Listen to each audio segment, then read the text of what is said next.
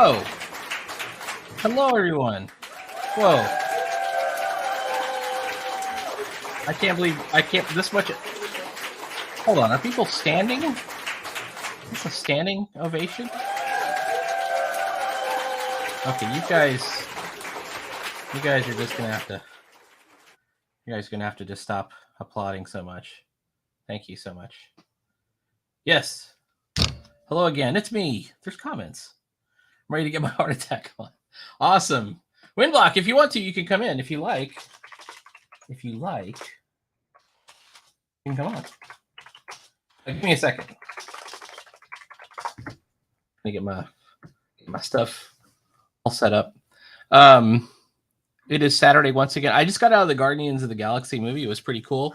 I do not like the Marvel movies or the Marvel company anymore. I consider them a soulless media conglomerate controlled by bad people.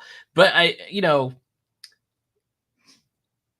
did enjoy the movie, and I like I liked all the almost all the movies up until Endgame, which I thought was cool. Endgame was pretty cool, and this was a fun movie. It's James Gunn. I mean, if you liked Peacemaker, which I did, this is kind of, it's still that same kind of fun type of dealio. I'm gonna do some sketchbooking and maybe some inking, and then I'm gonna I got my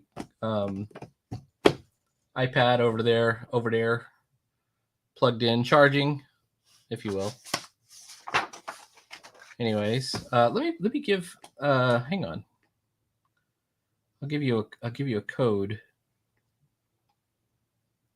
Let me give you a code. All right, Windblock, if you'd like to come on.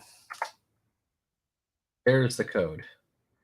No pressure though. I'll leave it up for a little bit and then I'll take it down just in case there are any miscreants out there. I don't think I have too many miscreants in the world right now. I have been practicing a lot, trying to pick up some new techniques. And also I got this cool ink. This is gray ink. This is pretty cool. This is Klinger and Rohrer sketch ink. No, sorry. Rohrer and Klinger. And that's pretty cool. It's kind of a silver gray kind of color. Almost looks like pencil to me, like a gray pencil, graphite kind of color. It's got some shading in it. It's got some variation, as you can see by looking. Maybe this camera needs to go up a little bit, etc. I started doing some pencils here, which I'm probably going to try and ink. And then once I get all that all warmed up, I'm going to ink. I've got a 5th page on Book of Ruin all ready to go. I'm ready to start, doing the work on. I did one panel this morning, and it would be cool. I'm probably only going to stick around till 8 Eastern. And then I'll be gone. Then I'll be off if I don't get sort of copyright struck or something for my clip. But I actually put that up just like a second before I came on. I put that clip together. Her nose is wrong, isn't it? If I switch it, if I change it up a little bit.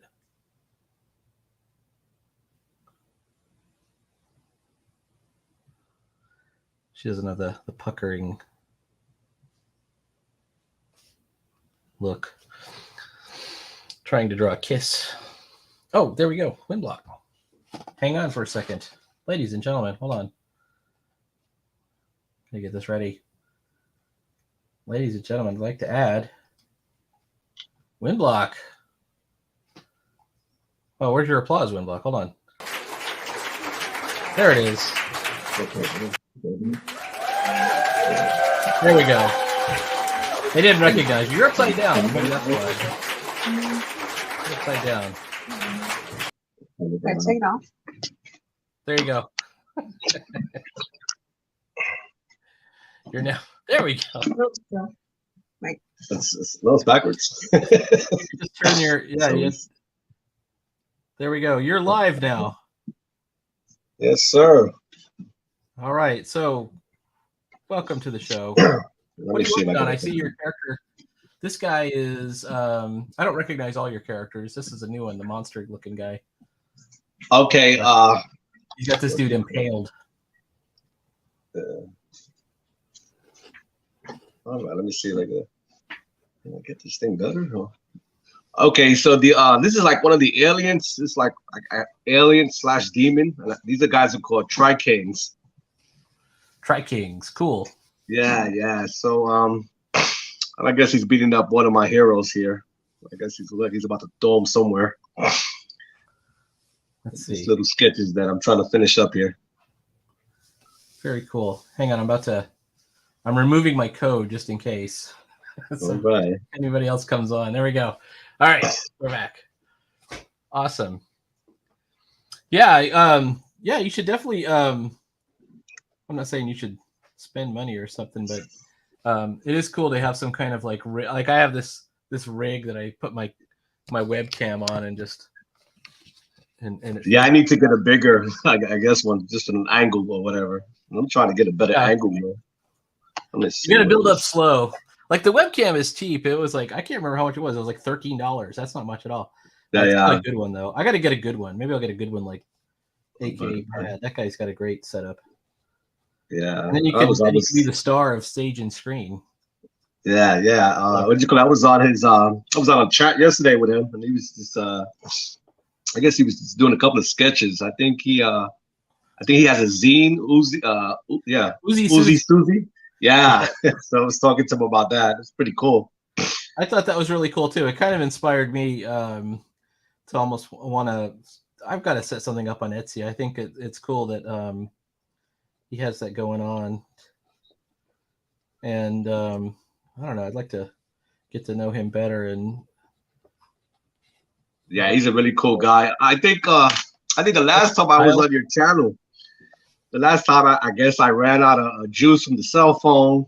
Yeah, there you go. And the update is I finally moved. I moved to a new house. Cool. So it's just I've been busy, just really busy, but really trying to get my feet back into it. So I have like a little studio set up here. Awesome. So yeah, I put I think in 2 days I put up like 2 short videos. So I don't know if you got a chance. I don't know if you got a chance to check one of them. Yeah, I put one up earlier. I'll have to go back and check. Yeah. One of those things, if you're not like fully engaged, sometimes you can miss something. But I definitely caught one of them. I don't know if it was this character, if it was one of your Tri-Kings. You say Tri-Horns? Yeah, there are a bunch of aliens. Sideburns is on. Yeah. Mm-hmm. Awesome. Sideburns, you're welcome to jump on if you like. We got more people. That excites me. He should have the code is in the Discord over in the self promo channel. If anybody from the Discord, you're of course absolutely welcome. I know that you're not as much on the Discord. Are you on the Discord at all? I can't remember if you are. No, I'm not on there. Yeah, it's not like it's a requirement or anything like that. It's just that I wouldn't even say it's a secure place. It's a fairly walled in garden. Like not just anybody can come by. We would know. Yeah. And well, hey, I'm glad that I guess to see some of your work, and I guess you're somewhat familiar with certain things. When I get on your channel, you go, "Oh, I know that guy, and he's got my channel's growing." I know Windblock. I know Vortex. Yes. I know. There's a couple other characters. I don't know them well, but I'm looking for my old sketchbooks. This is a new sketchbook. I finished out the old one. So everything in here is, well, not everything is new. Some of this dates back a while because I was doing I usually put a date and I haven't done that. Yeah, let me see what I got here. It dates back to when I was in one of my Kubert classes. This was like one of the it's 2022 sometime. Messing around. I gotta get this camera a little bit more angled. Oh, no problem. Let me see how that works. Sideburns saying hello. Oh, you got another guy. I got like a Rambo looking guy. I keep ending up having Yeah. to paint with ink. I have a fountain pen. I got a nib pen, but my favorite is the brush. Oh yeah. Not that I'm good at it or anything. I don't think I have a steady hand for that. It's just I'm all over the place sometimes, and I'm sure I can do it, but it's practice. Everybody don't feel like you're behind. If some other dude can brush and you can't brush, it's not because of any deficiency you have. Nobody can brush. It's just you practice and practice and practice, and you hope you get better. And so I like if you look at my feathering here, my feathering is absolute garbage on the dress here. But I'm just showing you some. You know, if I do 100 of these pictures, you know, maybe I'll get better over time. That's what I'm hoping. And where's my dang brush? Here's my number 2 round, and there's my thicker brush. Let me see what I got here. This is like a number 6 round. It's a big fat brush. I gotta get a bigger. I have some like Korean watercolor brushes that are kind of cool, but they're they don't have much bounce to them, but they do nice. They have like a nice tapered shape, like when you're trying to put something together. This is Vortex. He's eating a slice of pizza. I don't know if you can see it. Yeah, I can see it. Nice. So it's just pretty. It's just some sketches I got to ink and just finish up work. But I like I said, I've been really busy. This move was, oh my God, this thing was out of control. I can imagine it takes it out of you. Like you don't want to do anything between afterwards. work and just moving like maybe an hour or two every day. It's like I just couldn't get anything done. That's the worst. No, I tell you, I completely commiserate with you. Yeah. It's exhausting having to move. Like, and I'm like an apartment guy before, and so I was having to do it every couple of years, you know, and you move stuff, and then finally when you get everything in, it's all in boxes and laying around, but you don't want to move because it's just been so exhausting moving everything everywhere. Oh yeah, I hope this is. I hope to God this is the last time I ever move. This is it, because just heavy lifting, the furniture. I did everything. All the furniture, the boxes, you name it. All the packing. Oh yeah, exhausting. Getting the U-Haul ready. And this is like after 8 hours of work. So just imagine. It's just like, oh my God. Yeah, I can imagine. How's your books coming along? I've seen certain pages. You're very busy. Like, you're working on page 14. So the Bee Strangers is done. It went to page 17 or 18. I don't know. I'll check. Hang on. I can look by going on my Instagram. Yeah. I'll post a link to my Instagram too. Oh, okay. So I started something new. I always put my stupid brush in my mouth when I'm trying to surf to something. This one is. I hope it's sanitized. So, yeah, no, they're not. They aren't. All right. Hang on. Whoops. All right. Wait. Okay, went to page 18. I'm going to post this in chat. Control C. If you want to read, if somebody out there just watching this would like to check out some of my comics, you can read them for free pretty much on Instagram. They're low res because Instagram is low res. But they will be in print. So Bee Strangers and Brillig will be in Adventure Awaits, which is going to come out in June if all goes well. And then I'm planning on this new thing that I'm going to do that's going to be like a quarterly. So I've been editing this anthology, this community anthology, and it's mostly lately it's mostly been me anyway. So that's the one, that's the 9-volt anthology, and that's the one that's going to have Bee Strangers and Brillig in it. But the new thing I want to do is I'm looking at my numbers. I wish I could show this. I could show this if it's possible. Hang on, let me just try and show this. So if you watch Cartoonist Kayfabe, there is a pretty interesting video, and it's based on something that's gone around comics for a while. Let's see if I can share my screen. Hang on. Let's see. Share your screen. Present. Share screen. I want to share this window. Okay. All right, it's a little messed up, but this is how it works. So you see over here is 2019. That's when I saw the video on Cartoonist Kayfabe, and it was basically Todd McFarlane saying, if you want to get good at comics, you have to get through your first 1,000 crappy pages, right?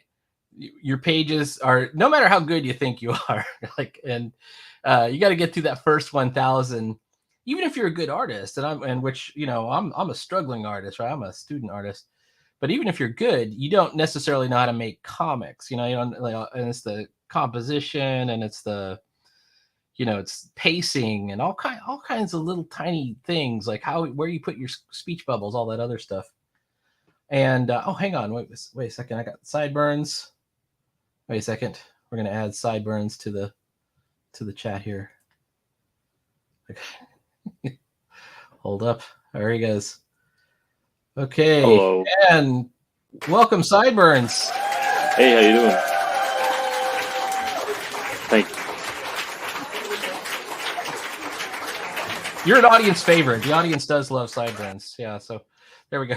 All right, so anyways, I'm explaining my 1,000 page quest. A lot of people said that's weird, that's BS. You should just practice in a dark room by yourself until you make your first comic, which will be brilliant, and you have automatic talent. But this 1,000 page thing that McFarlane said was interesting, because then Ed Piskor showed his early comics, and they're all bad, right? But when you look at the pictures that he was showing, like he did like some Power Rangers comics that he did as a little kid, and he did like something with a ninja. I don't know.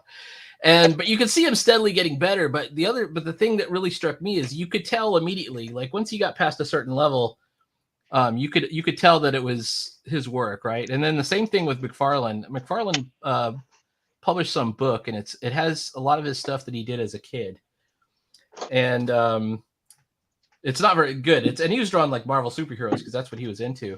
So it's pretty bad, but it's recognizably McFarlane. You could say, yeah, that's definitely Todd McFarlane drawing that. I don't know why it's the head's too big, or the hands are all messed up or whatever, but it's him.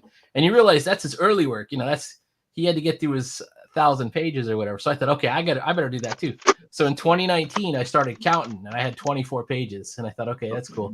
And then in 2020, if I scroll back this way, in 2020 we had the lockdown, and I started actually like counting everything I did, and I started really like putting an effort in to like make stuff. Even if I did a 1-page comic, I would count it. And I came out, that was the year of the lockdown where nobody could work or anything like that. So I had 293 that year. So that's pretty good.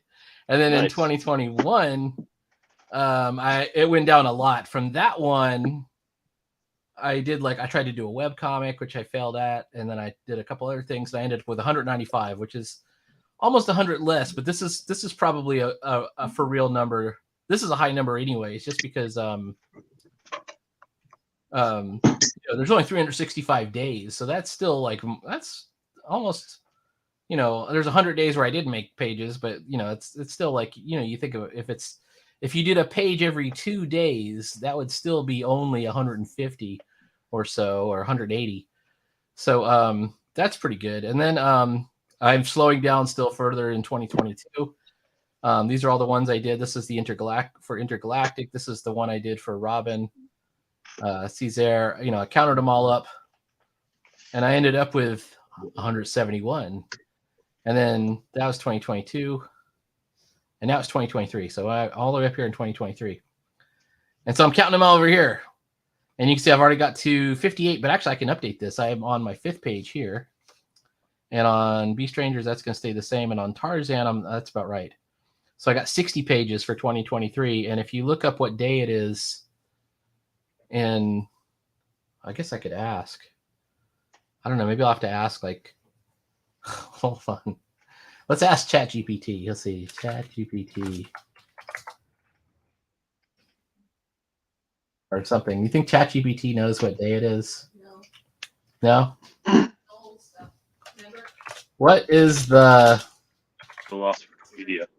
Is it the Julian date? What is the Julian date Yeah. of May 6th? Does it say May 6th? So what is the Julian date of May 6th? And it says May 6th is the... Hold on. I have to look it up. 1, 2, 3, 4, 5, 6. The 126th day. So if you look, okay, that's 60, and it's the 126th day of the year. So that's almost a page every 2 days. A little bit behind, but not quite behind. So I'm all right. So anyways, that's the quest, and I have improved over time. So that's good, right? So then you think, okay, I'm doing at least 150 pages, maybe 100. If I slow down, really, it would be 120, but it's probably 100, closer to 150 or so. So I thought I had this idea. Let me unshare this. Stop sharing. Come back, StreamYard. There we go. My idea was if I could do that many pages, like the number 32 used to scare me. That's how big a comic is, right? 32 pages. Is that the standard number? Yes. Mm-hmm. Yeah. So I had settled on the number 16. I thought, okay, I could do a 16-page comic. I couldn't, and so I made all my comics 16 pages. But I got to the point now where like Brillig was 31 pages. So that's really darn close. And the anthologies are at least, most of them have been over 100 pages. I think there's one that's like 80 pages or something like that. And I always said that if we went to 64, it's fine. Like 64 is a good number. This is really dorky stuff. I apologize for this whole conversation, but I thought, okay, if I can get to 32 pages 4 times a year, 32 times 4 is 128 or so. I could just do four comics a year. I just got to do 32-page comics. So that's the new plan. And that's what Book of Ruin is supposed to be. It's supposed to be like a thing that's going to be in its own universe. 4 times a year, 32 pages, its own thing. And also, there's more to it. So when I started this, I didn't really understand how Amazon KDP worked that well. The prices on Amazon KDP are really good right now. They're the prices on Lulu are getting worse and worse and worse. But yeah, they get every single time we've put something on Lulu, the price has gone up. It's like, I don't know, it's like renting an apartment. It goes up every year. You know, just I don't know what the deal is. Where is it? Price your book. Paper's gone up. My girlfriend says she works in the publishing industry, so I had some insider info. All right, here's list prices for. Okay, I'm gonna share another screen. I want to show you some list prices from Amazon KDP. Now, one of the problems is if you go over a certain number of pages, then they start really charging you. Like they charge you more. Okay, where is it? But the number is comparatively sane. Like, okay, hold on. Let me present my screen one more time. Share screen. Share screen. It's I want this one right here. Okay, this is Amazon KDP, and this is how this is how much they're going to charge you to get the book printed, right? And so, by the way, all the anthologies, I couldn't figure it out when I did the anthologies originally of like, you know, how many people are going to be in the book. A lot of times I didn't even know how many people are going to be in the book until the week we were putting the PDF together. So, you know, people would show up and say, I've got a story. I want to put it in. I'm ready to go. All right. So we were like, okay, so we're not going to charge when we sell the book, we weren't going to charge any profit. We just did it for 0 print, which you could do on Lulu. On Amazon, you can't do that, but the prices are pretty good. It's $2.15 as long as it's under 108 pages. That's the full book price. But they force you to take a quote unquote royalty. So you got to take some money. So you got to price your book 60% over that. And this is the formula you got to do, which is the fixed cost, which is $2.50 plus the page count times the per page cost. And black ink paperbacks with 24 to 108 pages only incur the fixed cost. So basically just this. I do black and white comics. I don't do color because it takes me too long. So by the way, here's the color prices. They're not that bad either, $3.65. Anyways, long story short, you could make a little 6x9 book, which is digest size. We did it for the manga sized book that we have. Basically it'll cost $2.15 to print, and you can set the price at like $5, and that seems okay, $4.99 or something like that. And you can also set it up digital, like you can have digital downloads, maybe $2 a download or something like that. The digital prices are on here as well, but they're nothing. They're like 12 cents or something. I can't remember.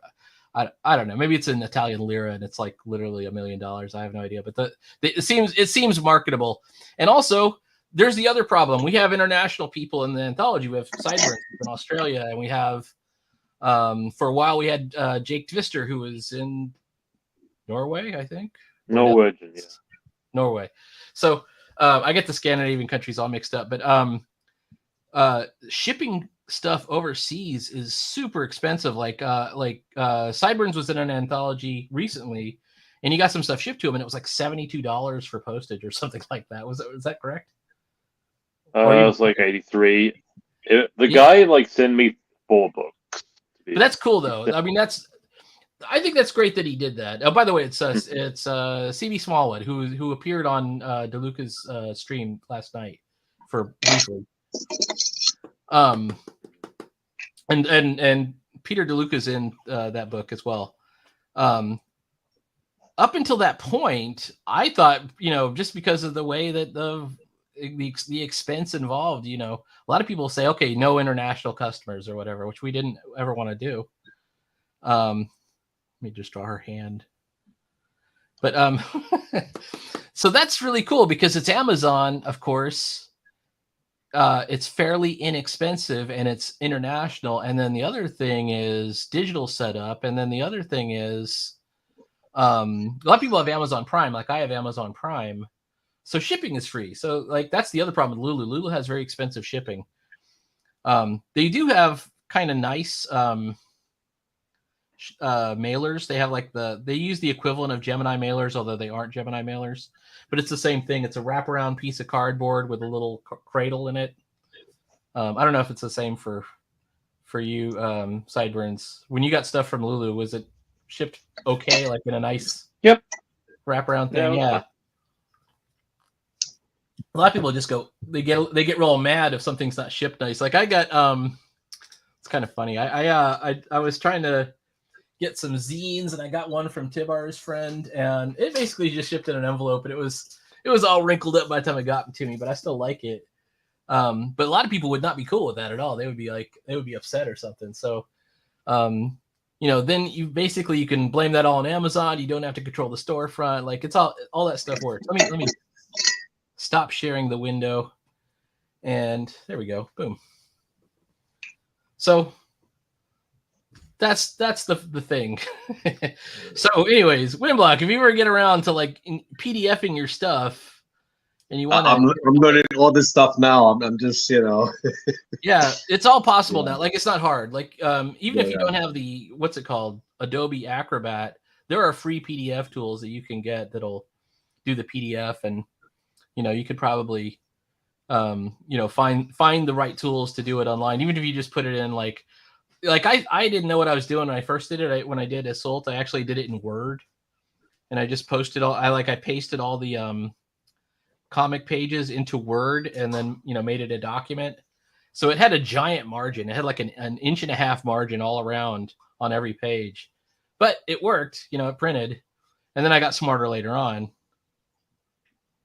I'm actually having a problem right now. Like I guess like trying to fit in the like the pages to print it out back and forward, but you try to get it centered to match up with the PDF, right? Correct?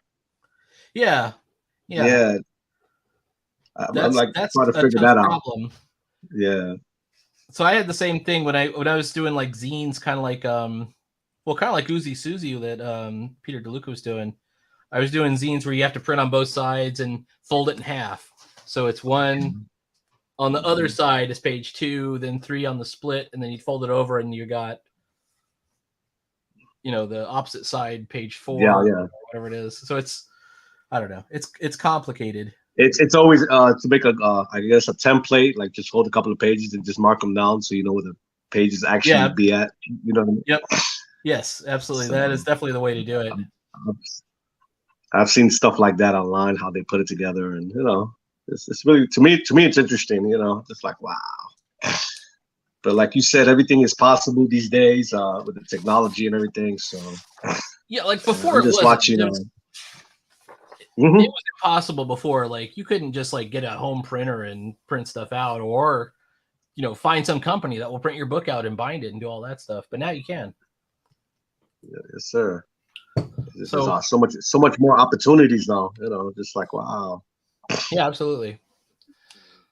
So the only thing missing is you have to be the guy doing the work, and of course that's also tough. Like when I first started, like I said, the page number of 32 was a scary number to me. I didn't think I could do 32 pages. I think and Ed Piskor on Cartoons Kayfabe, he used the term that I've come to like really recognize, which is powdering out. Like when he was, you just get tired. You get creatively tired. Like you can't. That means at the beginning you have all this energy, and then after that, towards the end of the book, it's like you don't have it. It's like that excitement's not there. Yeah. That's a cool term. I call it creative focus, but yeah, it's inspiration. It's the energy. It's exactly what you said. Yeah. So, but it's like any muscle. Like it's like going to the gym or something. If you do it every day, if you keep training up.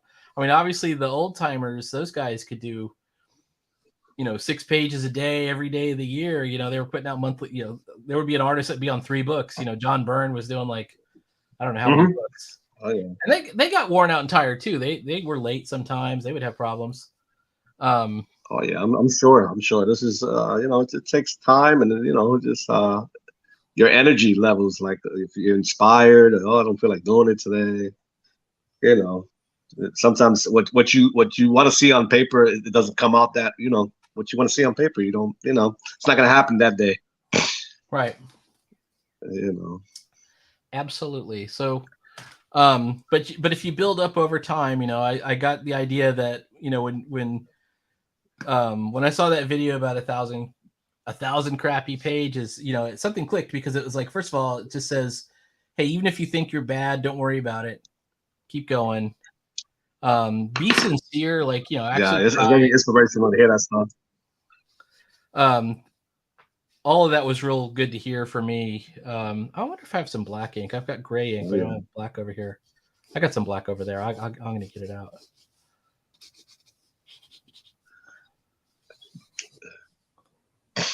But I'd be surprised sometimes. I'll be like, something like I maybe at least look at my cell phone real quick at work, and I'll be like, oh my God, wasn't he like page 6? And then you'll be like on page 15 or something like this guy. Yeah. He's putting that mileage on that pen. Right. It is pen miles. I mean, that's another term that's used too. And if you got to just keep going. And sometimes you're gonna put out a page that kind of sucks a little bit, and you're like, all right, well, that's fine. But it's done. I'm going on to the next one. I'm just gonna keep the story going. And I was taking classes. That's what I do. Yeah. Mm-hmm. Because I was saying that's what I pretty much do. I mean, that's pretty much. I just practice and just try to just get better. Try to do different things, different perspective. It's to me, it's all about having fun. It's just, you'll get better, especially if you're having fun with it. Mm-hmm. Absolutely. So Sideburns is doing this webcomic. By the way, let me put the link in the Thank you. in the chat. Duckling Star. Hang on, I got the latest one. I got the link of it. And do you even know offhand how many pages you've got on Duckling Star at this point? The little second one was over the second chapter was what I normally do. There it is right there. So there's 28. 128? Well, I'm thinking about it. Probably so 60. I think it should tell me up on my website. Just give me a minute. No rush. I'm sorry, that's talking stuff. Okay.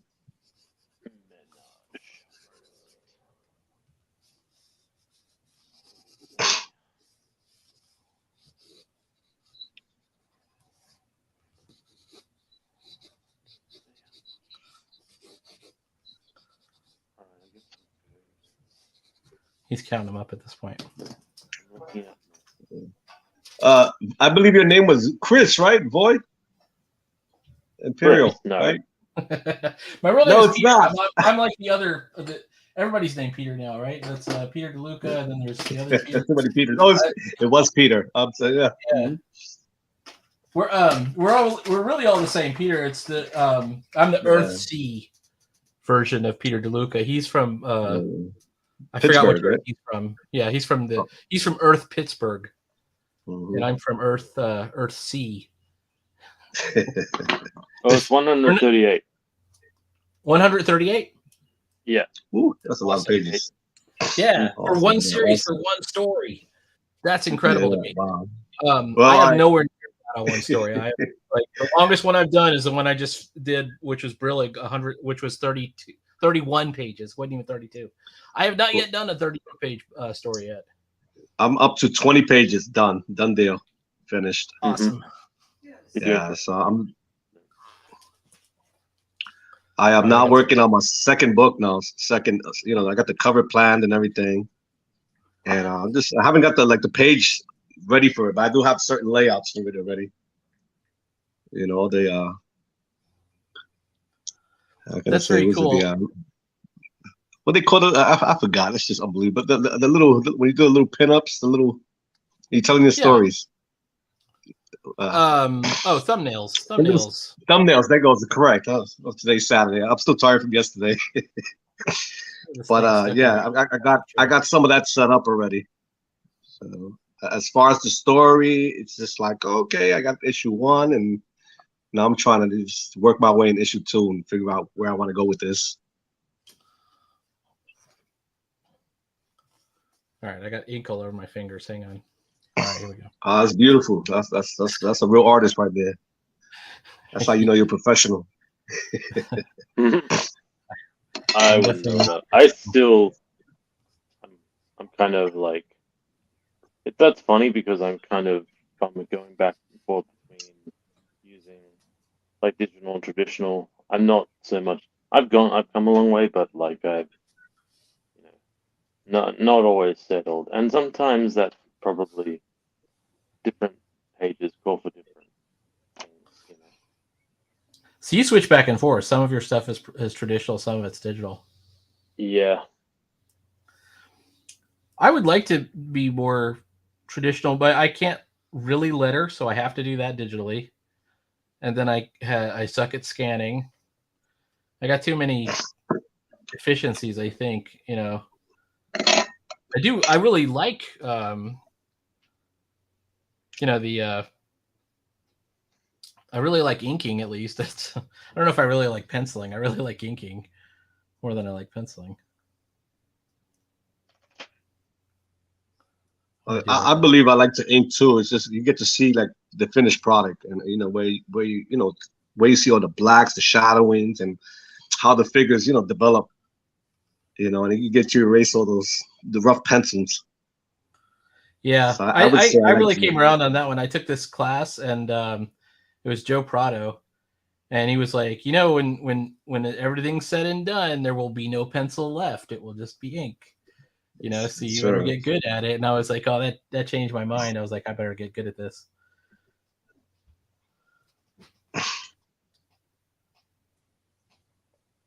don't know. I've been just looking at Frank Miller's work, and he just starts out with just plain like black templates, and after that you start to see the figures start forming, and it's like it really blows my mind when you see artwork. It's like, what's that shadow? And then he puts it together, and it's like it goes the whole figure. I think he did it with a piece of tracing paper. It really blew my mind. I was like, man, this guy is something else. It doesn't look like it doesn't look like dramatic or anything, but once he does it, and then you see Frank Miller's artwork, it's just unbelievable. Like where he places his blacks, and I'm just learning stuff like that. It's just like, okay, it's just kind of different. Yeah, we'll just start out with certain shapes. It really blows my mind sometimes. Absolutely, he's an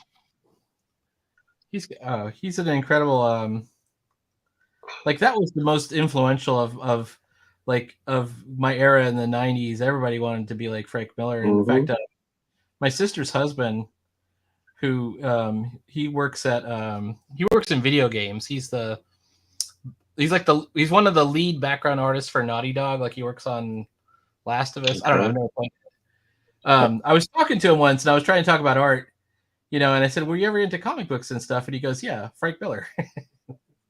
Oh yeah. There's just so many artists out there. There's so many artists. I think I think Peter DeLuca said something like he got one of his characters from an action figure, and I think it was Stephen Platt. He was like, "What's Stephen Platt's gonna do? Show up at his front door?" It was Philly Fist. It's just Philly Fist. Well, I mean, that's the cool thing. You never know where an inspiration is gonna come from. Like the Beast Rangers are from I don't know if you remember these. They were called the Battle Beasts. They were action figures. Oh yeah, they were little different animals, part of the Transformer unit. Right. Trust me, if it's about action figures, I'm gonna know about it.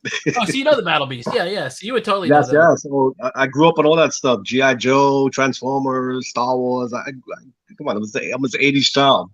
So I am really into the 5 points of articulation. We were talking last time about it. Yeah, not the actual. I don't like the only ones I don't like are Star Wars, which are the most famous ones. But the old-fashioned ones, isn't it?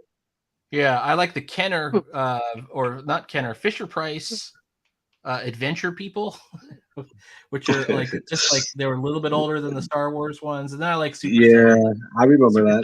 Actually,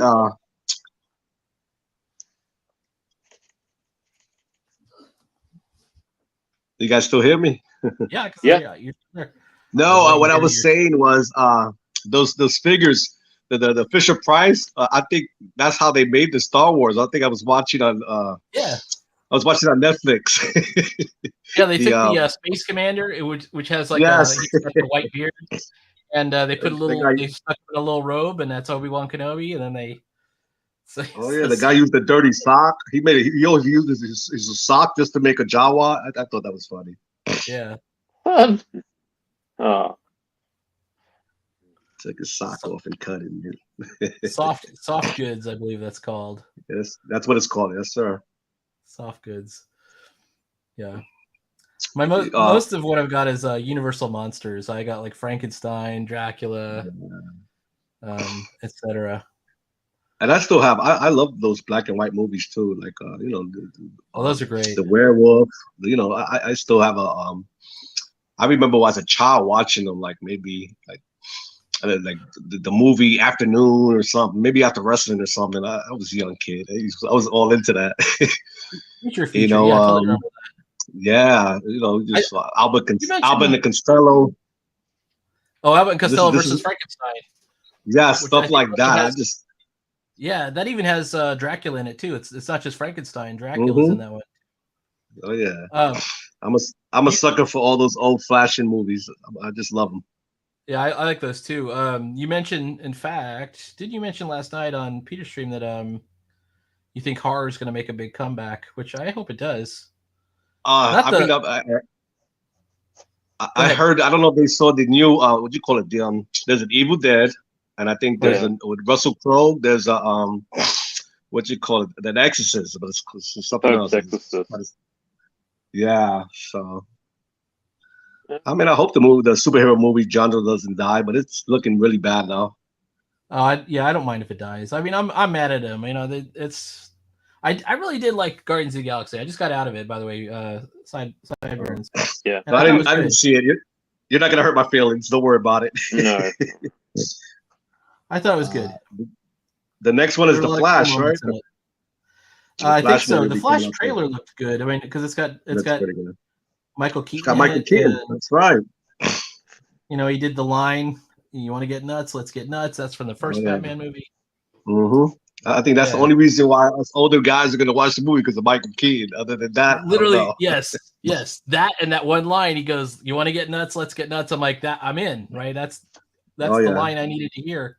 There's very few lines for that movie that really stick out like that one. They chose the perfect one. Oh yeah, I was when that movie, it was 1989. I was a young kid, and I guess the Batman franchise just shot. I remember going to comic book stores and everybody was buying everything Batman.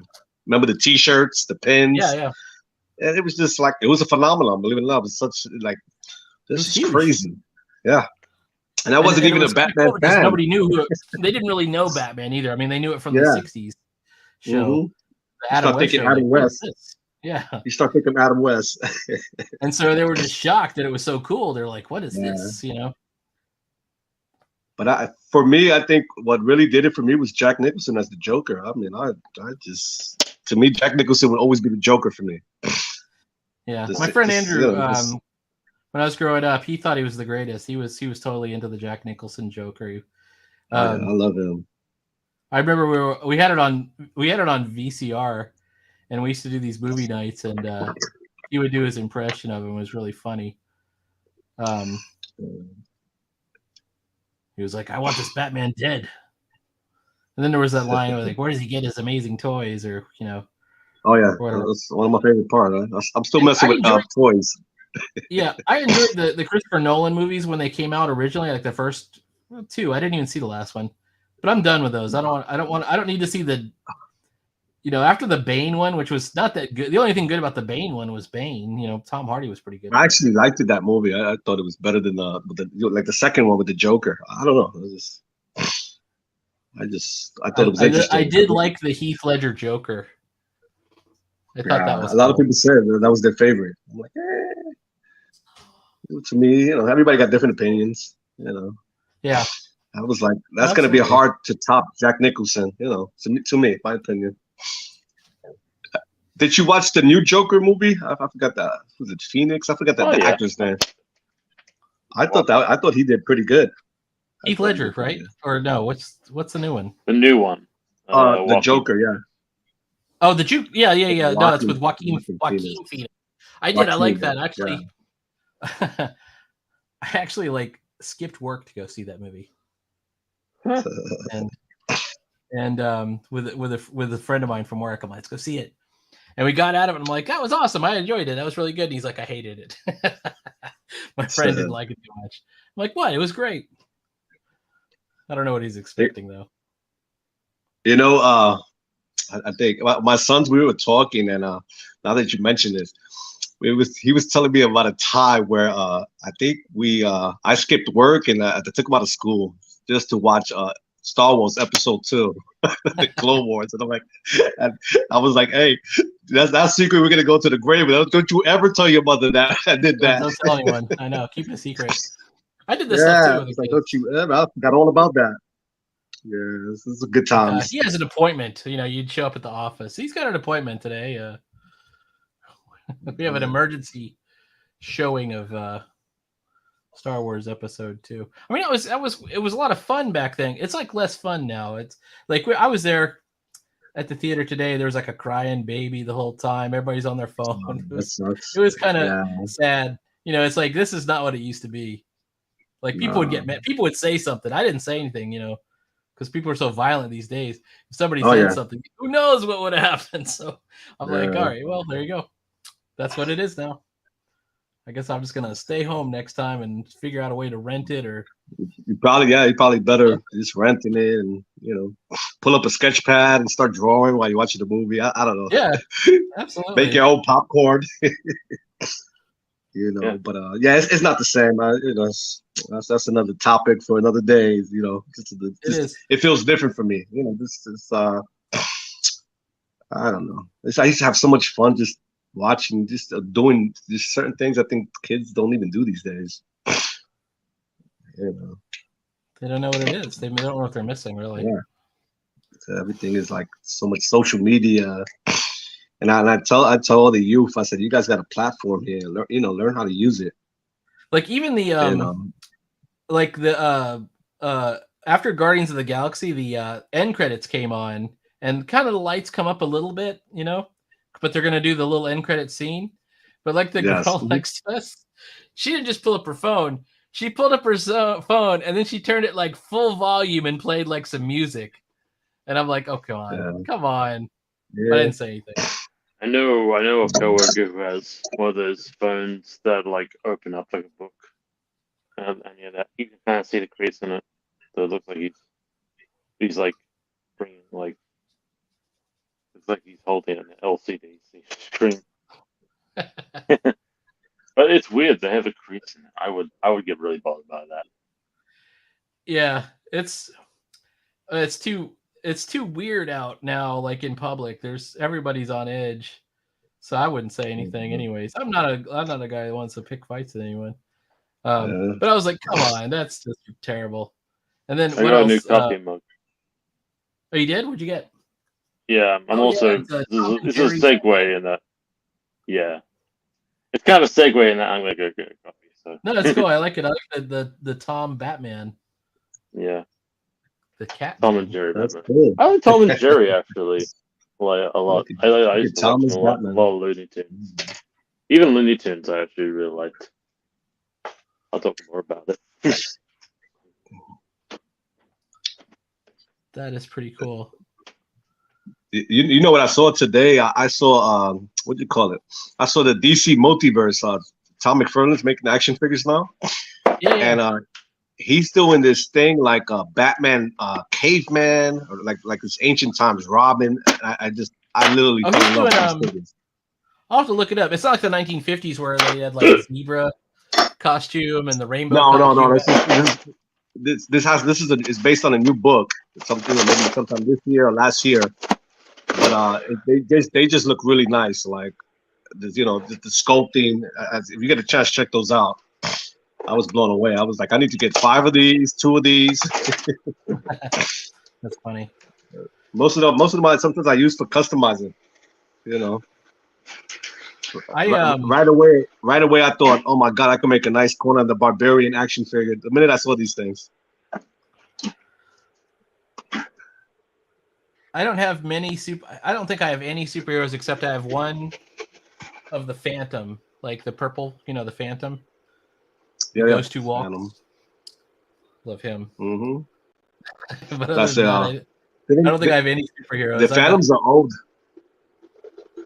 Yeah, I love that guy. That's one of my favorites. Yeah, I'm saying ain't the Phantom? The Phantom's an old character, like almost 1935 or something like that.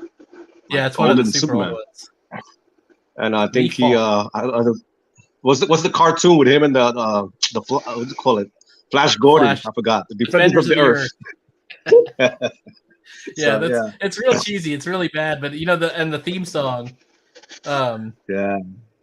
is it's got like a 80s metal theme song. It's like Yeah, I've watched it. I've watched it. Here to save the day. Something. Defenders of the Earth.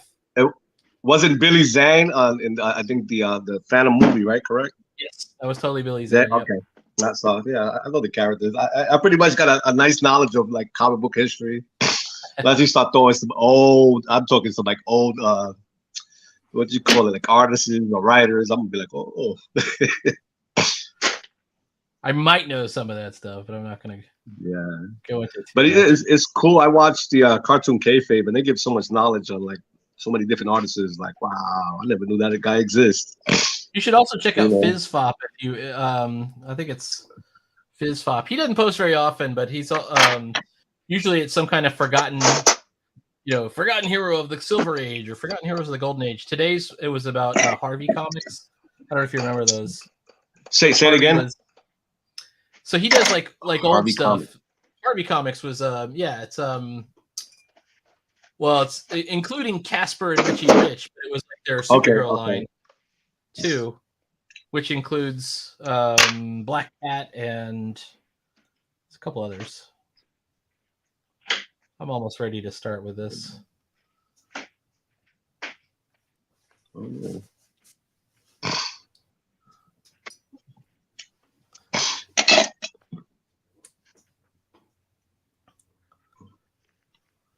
All right, let's see if I can do a straight line.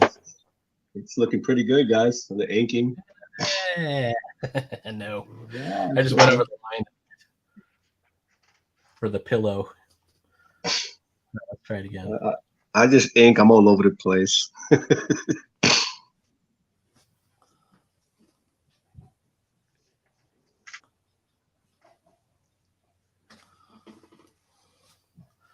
I'm hoping to improve at some point.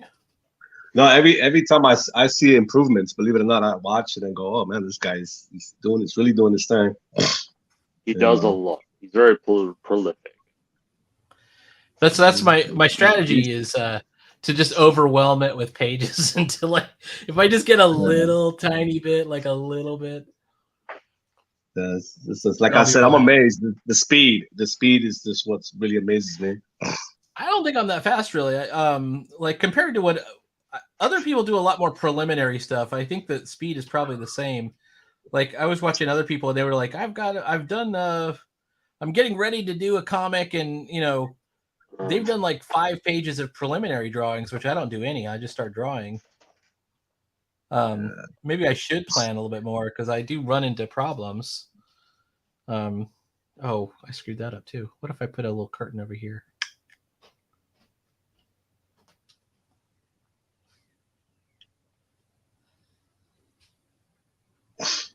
There we go.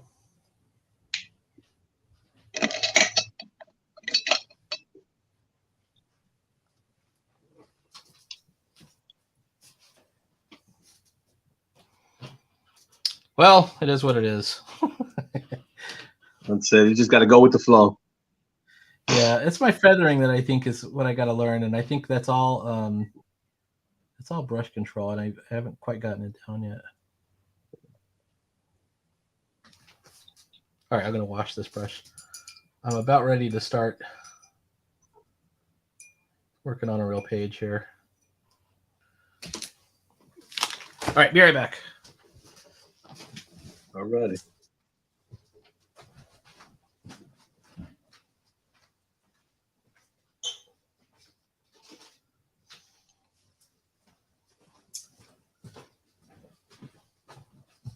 %84.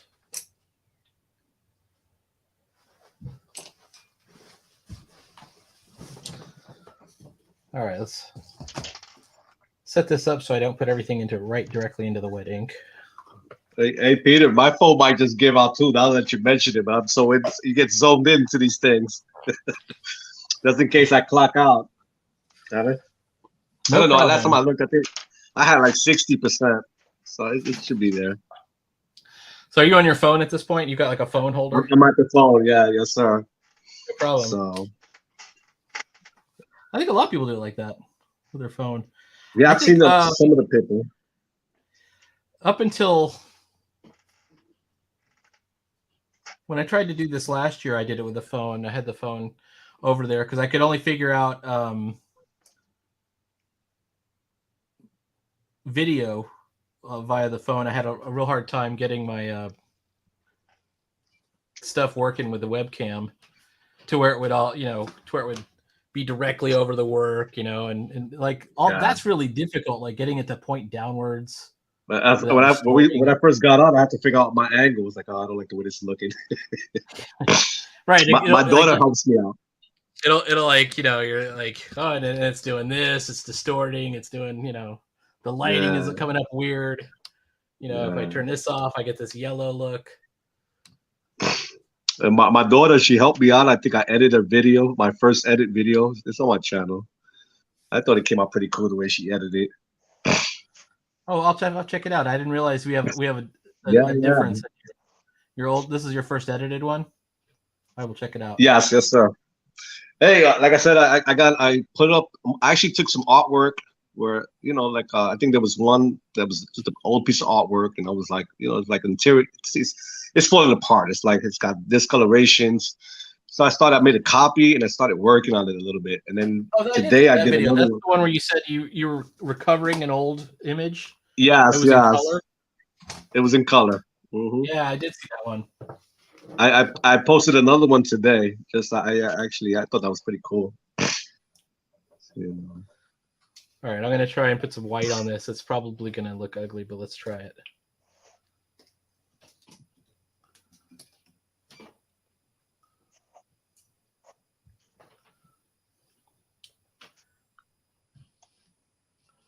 Anyway, let's see. Whenever I watch Peter DeLuca, he's always doing something weird with, like, he's able to do spatter. Yeah. He threw some focus lines down the other day, and I was like, wow, that's. Yeah, he blew my mind. When all those digitally. He put a thumb tag in the middle, and he did that. Yep. It blew my mind. Yep. I said, I've been having problems all these years. Today, yeah. I have a thumbtack right here. That's what it's for. I got it. Oh yeah. I'm gonna try and emulate. Oh yeah. Next time I make one, when they kind of speed lines, I'll be using. Yeah, I'm use that technique. A thumbtack. Yeah. Okay, so here's how it works. It's pretty cool. So you take a thumbtack. Let's say I was gonna put speed lines on this guy, which I'm not.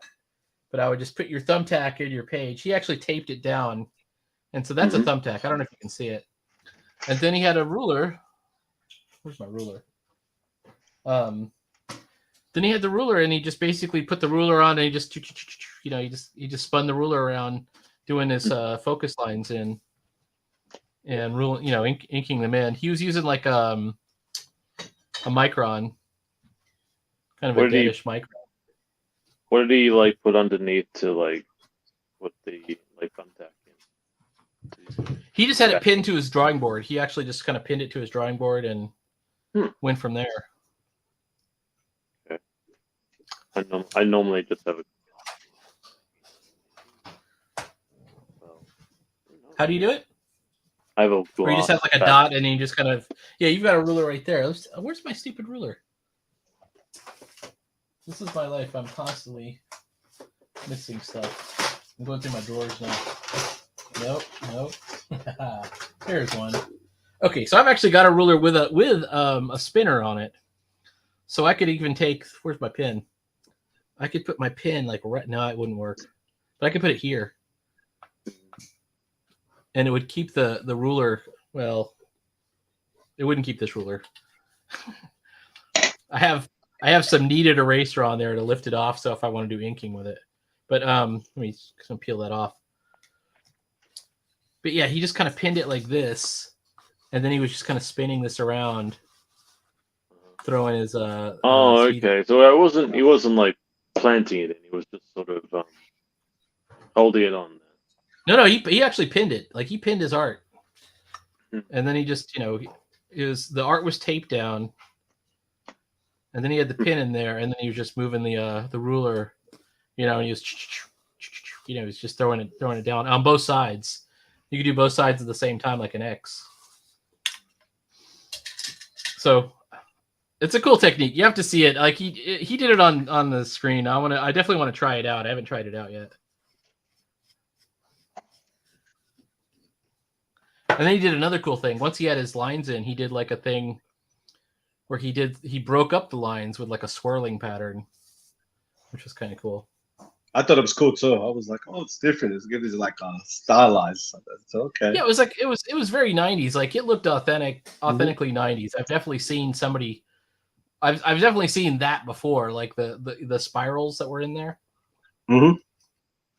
That looked very familiar. Like it looked very imagey. Probably like an Image Comics. Yeah. Yeah. All right, this guy looks like it's almost dry. I'm going to put it aside, and we're going to go ahead and start, finish. We'll see what we can get on this guy. Inky. Let's see what I got.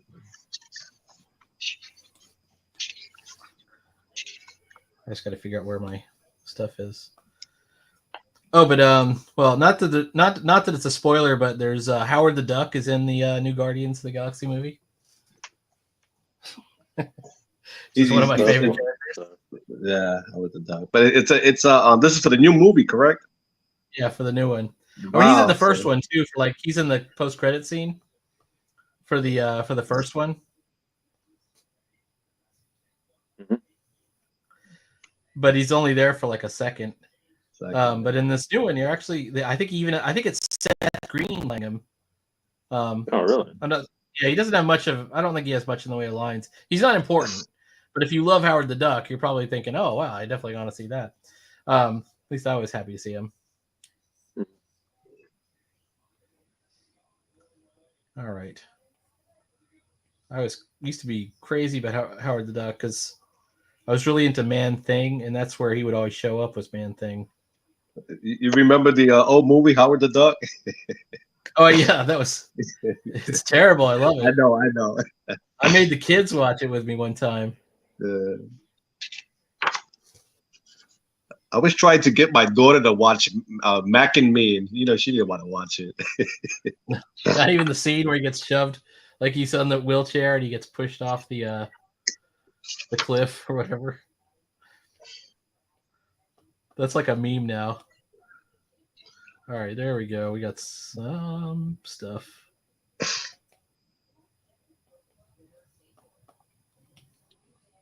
All right. This is one of Peter DeLuca's characters I sketched out. It was a while back. Oh, which one's that guy? I don't know the character's name, but I sketched it out. He's got like a whole little universe of guys. I also have a little one too. I'm just going over just showing you like what's in my book real quick, sketches wise. Yeah. Let's see. That's Vortex on the lower right. I recognize. Yeah, that's this is a character I made a long time ago called Doughboy. And I believe this is like before what do you call it? This is before Youngblood, and it's like, oh, there it goes, and now I'm in trouble. They're gonna call him Bedrock. But I'll try to give him different features. I think I was it which is the DC's the Legion of Heroes? Yeah. And I think there was an old character. Yeah, I think there was an old character called Block, if I'm not mistaken. Yep. Yeah, there sure was. That's what I was inspired by to make that character. He was like this big rock guy. Yeah. It's it's kind of funny. It's basically the Groot character. He's a big rock guy, but he's kind of dumb. Yeah. And he only talks in simple sentences. I seem to remember. When they first started using that Block guy, he was with the bad guys, but he wasn't like really a bad guy. He was just kind of, that's right. He was a villain in the beginning, like I think around the 60s. Yeah. Good memory. I like that. I mean, I think that's a cool trope to use when you're making superheroes. There's, by the way, at one point, I mean, remember when Thunderbolts came out and everybody was like, "Wow, it's a superhero team, but they're all bad guys." They turned out to be bad guys, correct? But that was. Go ahead. I was saying that was like explosive. Like people were like, "Oh my god, I can't believe it. They were villains all this time." I remember that. That was awesome, and one of the villains was Baron Zemo. Yes, sir. That's just really cool. So it's Citizen V, but and then the other one's like Beetle and Mach 5 was Beetle, and then one of the characters was the Wizard, and some of the characters were really bad, but some of the characters weren't really bad. Like the Beetle guy was not really evil. Screaming Mimi was not really that bad, seemingly. And then Moonstone, who became, I can't remember what her character was in Thunderbolts, but they're like bad guys pretending to be good. And at some point they kind of switched over to kind of being good guys. And there's one crossover episode where they run into Hawkeye, and Hawkeye figures out the deal, right? He figures out what's going on. and he gives them a choice. He goes, okay, Hawkeye used to be a bad guy. Scarlet Witch was a bad guy. At one point, they were all bad. Like Ant-Man had points where he was a thief. You know, he was a bad guy. Although, and Henry Pym has gone back and forth, right? He's a Yellow Jacket for a while. He used to beat his wife, right, Wanda? Yeah, he beat his wife. Yeah. And he got a raw deal. They shoehorned that plot in. I loved Yellow Jacket, and out of nowhere he beats his wife. That's just crazy. You know, 2 issues earlier they're like in love, and then seconds later you're like, oh, and now he gets drunk and beats his wife up or something. It's like, come on. It's whoever the writer comes in and they can change it. But Swordsman was a bad guy. He was in the Avengers. So I'm trying to think who else was in there. It's cool to take the villains and kind of use them as good guys sometimes, or to convert them over. It's like you're gonna make me go back into my collection and just go over some issues. Yeah. Like at one point, the Avengers was all bad. Black Widow was a bad guy, was a villain, right? So you have Black Widow, Scarlet Witch, Hawkeye. Those are the Hulk, right? The Hulk was a bad guy. Pretty much. You know? Pretty much. He was a menace, you know? Yeah. So the idea is, what's going on there? Hold on, let me get this. Rename this to. Like Peter, you see this? You see this piece of artwork I'm showing you on the screen? Let me take a look. Yes. Okay. This is like an extra page that I put for my a book that I did a long time ago. But here's the funny part about this. I had to try to convince myself, like, okay, this is when I was 15. How would I draw this? So this was like a test. So if you see that, like, these balloons, I was like, I don't want them to look that pretty because I didn't draw that pretty. I think I took maybe like, really to do this page, like 20 minutes. I was out of there. And I didn't want it to look perfect. I was like, this is good enough. I actually thought it was better than what I was going for. It looks good. Yeah, what are the balloons for? What are oh, the these are some kind of, I want to say they look like balloons, but they're like some kind of electrical lights, and he's like in a lab, you know. So this was kind of fun. It was like a fun activity, like trying to think about what you used to do and just without trying to put anything new, like, you know, what you learned over the years. So that explains this drawing right here. I think it looks good. I've definitely appreciate it. I've definitely had figures that I printed that were never as good anatomy wise. Like your feet on that are really good. Appreciate it. Yeah. That's actually really good in my opinion. You sort of have to claw your way to getting through stuff for, you know, like my first, I think I might even have a copy of it. I'll have to show it sometime. Is Iseult, and it's pretty bad. Just try to draw a figure here, a woman figure, and just try to, you know, I haven't finished this one. Yeah. She came out the shower or pool, you know. So I didn't use reference very well before either. I was terrible at reference, and I think everybody was. Yeah, I mean there was a sense that you weren't good if you had to use reference, and then that became. But I also I think people that over rely on reference and say you can't draw unless you use reference are wrong too. You have to be able to, at some point, engage your, you know, draw from the imagination. It's an important skill for comics because you're never going to find. No references. I used to cut things out of magazines, newspapers. I would put it in the folder. If it was like I didn't know how to draw cars, it would be like 10 cars of photos, and that'll be my reference point. And I think I heard that from some artists, like start building a reference. Yeah, cabinet. I struggle with the cars. The cars are tough. It's still hard for me. Still hard. Like I think I started. I got a sketchbook full of motorcycles that I was drawing because I had to draw it once, and I just couldn't do it. I had to learn how to use the ellipsis template and all that other stuff. Yeah, so I'm just going over the sketchbook. I've been busy just drawing. It just, like I said, the move was coming into the new house it was reckoning, and it was a lot of work. But I'm settled now. I feel happier. What state are you in? New York? I'm in North Carolina. Oh, okay, cool. Where are you located in North Carolina? I was born in North Carolina. I'm in Carthage. It's Moore County. I don't know if you're familiar with that. Not that one, but I like Yeah. North Carolina. I was born in Brevard, and we go every year. We go to the beach, to Outer Banks. This is like Outer Banks. Okay, there's another one in South Carolina. Let me get the. Is it Myrtle Beach? Myrtle Beach is South Carolina. Yeah. Yeah, that's really nice. I went over there maybe like 3 times since I've been down there. Good times. I lived in South Carolina for a while too, in the 70s. I don't really remember much of it. Right. Those are my. I think I tried some cars. A little sketch of the quick cars here. Yeah, those are good. Talking about cars. It's kind of funny. It's you know the year it was done because cars don't even look like that anymore. Because now all cars look the same now. They all have that bean shape. You know, and it doesn't matter if you're looking at a Lexus or a Camry or a Kia or something. They're all the same car. That kind of sucks. It used to be every car looked different. It's just going over the sketchbook quick here. I think I'm almost halfway finished with this sketchbook.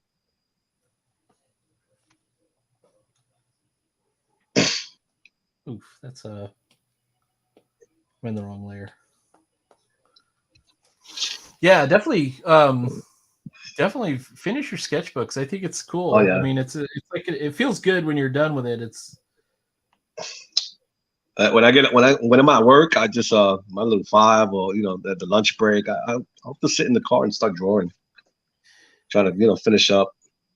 I've been very lucky because they like me at work. Like they really like me at work, so they let me get away with all kinds of stuff, like being able to have a sketchbook at work. Because like where I work, I work in the educational field. I'll just say that, and they were having to like pay a lot of money for contractors to come in and do things like educational videos and like creative stuff. And I was like, well, I could do all that. And so I started taking over some of those duties, and it saved them a lot of money. So they let me get away with all kinds of stuff now.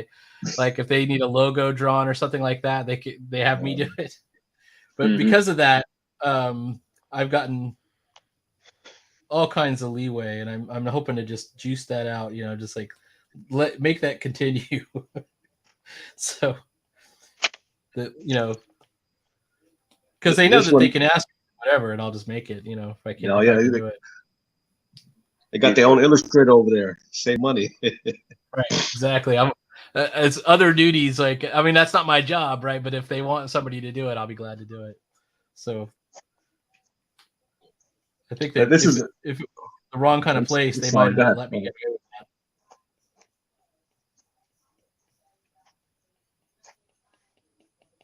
All right, there we go. Oh, I was going to do some wood texture. I need a thinner nib. Yeah, which character is this one? I think this one is called Ribcage. His name is Ribcage? Ribcage, yeah. Ribcage, like Rip the cage. Oh, yeah. Ribcage. But that's cool. So he's over here. I don't know, it's like a head here. And I guess he stuck his thumb to the neck, and he just rips off the whole head. So you see, this was kind of cool for me. You're definitely from the 90s. Like I could tell that this. Oh yeah, I just love the action. Definitely from that era. None of these old, none of these new movies, action movies, cut it for me. Sometimes they don't have that magic. That's really cool. I like his hair and how his hair goes around his head. Oh, thank you. Over his arms. It's very cool. Yeah, and I like the chunky black areas you put in there. That was a tough thing for me to learn how to do, and I still struggle with it, but it looks really good here. Also, like your metal squiggles on the forearm guards, like those little inky squiggles. Those I love those. Those yours came out great. This is actually page 19. But this is just a piece of artwork that's in the book. But I have everything. Like I said, it's on my page. If you get a chance, Absolutely. I actually really love the way this page came out. When you say your page, are you saying on YouTube or? It's on YouTube, yes. Okay. And Awesome. the actual artwork this is part of a panel. Hang on, I will paste. Let me put your. Let's take me a second. No problem. Do. It's messing around with some drawings here. I'm drawing an elderly panda couple right now. Little quick sketches here. Oh, you had a new video 2 hours ago. I missed that one because I was at the Yes, sir. movies. That's what I was talking about. If you get a chance, that's pretty cool too. I'm really proud of that one, the way that came out. There we go. Little Definitely sketches. subscribe to Windblock Customs. He does custom action figures. Commissions. as well as I do it all. Awesome. If you want an action figure of yourself, I also do those too. So you sculpt? Do you do 3D printing or do you just you sculpt? That I haven't got up. That's so much advanced for me. But fair enough. I do the sculpting. And there's so much. Trust me, there's so many action figures out there. I can probably get a likeness of very close to what the person looks like. Absolutely. There was this the hobby of these custom action figures has existed long before there was 3D printing. There were dudes doing because I had a friend who gave me a custom Machine Man, and there was no Machine Man action figure, but he he sculpted one. Mm-hmm. And go ahead. No, I said I think it started in the wrestling figures when they started taking that the scan of the faces, and that's what I believe that's how it started. That the likeness of the wrestlers to make them look real. The one I got as a gift, it was under the covers. It was it had it was a Reed Richards Fantastic Four body, but he'd taken the head off and replaced it with a custom head. So many tricks. Yeah, and painted it he painted it the right the magenta color of Machine Man, and had all that other stuff. Because and at the time Machine Man was still kind of obscure. There wasn't too many people that were even knew who he was, let alone make the action figure for him. If you get to see my page, you're gonna see so many action figures from Marvel. Maybe people forgot about. You probably have an old. You'll probably have an old issue and be like, "Hey, I know this guy." But I do have a lot of superhero customs on my page. I always like the C-list figure. I like the C-list characters that aren't that important that nobody cares about. I always love those. Let's see. Hang on. I used to make a lot of those. I used to make a lot of them. Trust me. You'll see it when you get a chance. Guys just surfing the net or whatever. You'll see what I'm talking about. You'll be like, "Oh man, you got uploads and shorts." Yeah. Very cool. Let me see if I can get this little fight scene in here. Let me see. Oh yeah. Oh, there you go. Yeah. There's a little fight scene going on here. I'm messing around. Another tough angle. I've fought with that angle before too. Because no matter what happens, you gotta start drawing a guy from behind, and that's not an easy angle. Yeah. Yeah. Looking good. Oh yeah, I was like, oh, I can't show this. I haven't put it on YouTube yet. I have not finished up. But this page is finished. There's another panel. That looks good too. Yeah, your instincts are great with the big chunky black areas. Once again, I think those are good. And I don't think I was into that. I would just draw it like it was a cartoon. Back in the days, it was just. Now I'm really into I guess what they call slaying ink. I want to put as much ink as on that page to make it detail. So when you talk about cartoon kayfabe, they're like, hey, just splatter that blood and that ink. It's just at the moment I don't have too many blood scenes in my book right now. Trying to keep it a little PG. There's this term that's used. Have you ever heard of an outsider artist? Underground artist? I think they're called outlaw. Outlaw. There's outlaw artists too. Yes, yeah. But outsider artists are like in certain ways they're crazy guys, but it does have to do with the outlaw artist too. Like, and they have this thing called horror vacui. Let's see if I can put it in the chat. It's, You basically it know, means fill up every you go on. available space with ink. You know.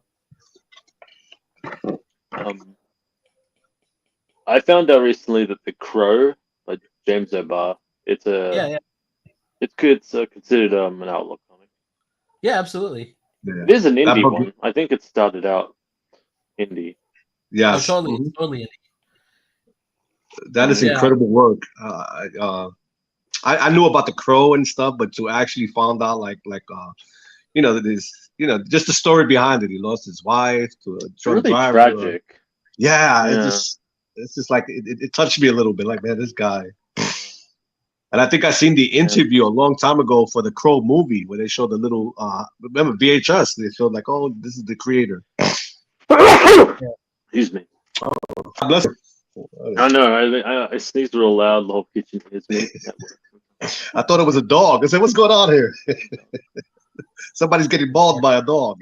No, mold. Oh my god. Where I'm loudest, and that's when I'm usually the loudest, even though my if you want to gauge how loud I am, that's how.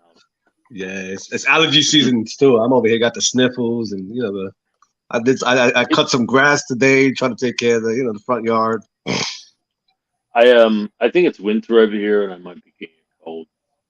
More like I think everybody's getting old. no, I'm not a cold. A Catching a cold. cold. Oh, is it cold? Yeah. I'm getting old too. I'm just Sorry like about that, 31, sorry but about that. still, yes. That's all right. Something's definitely going around on here all the way on the other side of the planet. But like I was at work last week, there was one day and it was like there was 2 people at work, and usually it's like 7 people there, and just like everybody else was sick.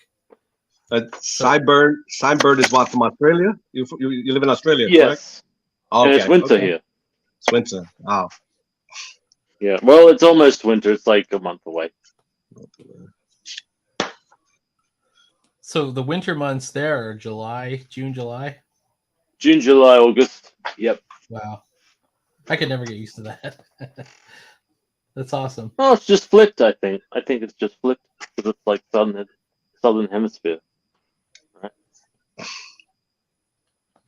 I actually don't know how that works. Like, from a meteorological, like, It is weird. I mean, I grew up in Texas where it was always warm, except there were some years where we had snow, but it wasn't every year. Most of the times it was totally hot. And then just one year it snowed in like May. It was like really crazy. And then oh yeah, nothing. And then there was a hurricane, and then there was nothing. I don't know. I really like how this panel's coming up. It's like a robot that's like going haywire.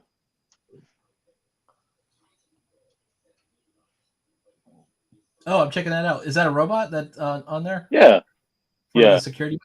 Is he slamming down like He's actually not from the he's not part of it. He's sort of a tag, like I think the couple that with them, that sort of, he's being transported around. It's a little you know what I mean? Like he's yeah. uh I like the design on him. He's kind of like an insect almost. Yeah, I think I'm trying to like copy those giant robots from the Fifth Element, but I think it's my own design, kind of. It's very cool. Oh yeah, I like him a lot. I like his like head. It's just,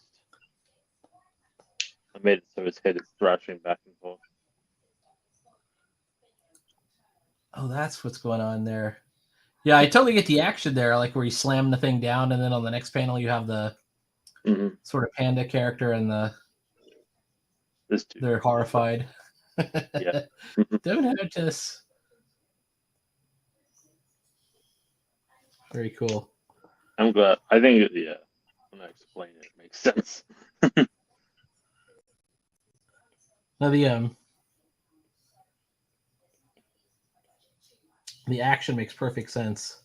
That's the trouble, you know. You got to make it so where like even if you didn't put any words in, that it would still tell most of the story. Show don't tell, right? Yeah. They got these comic books without words, and I guess you can tell what's going on in the story just by the imagery. Absolutely. I don't know if you've seen that on the kayfabe channel. There's I been a haven't couple of seen books. anything specifically to that, any of the wordless ones, but I am Yeah. familiar with some of the wordless comics. Well, like there's one.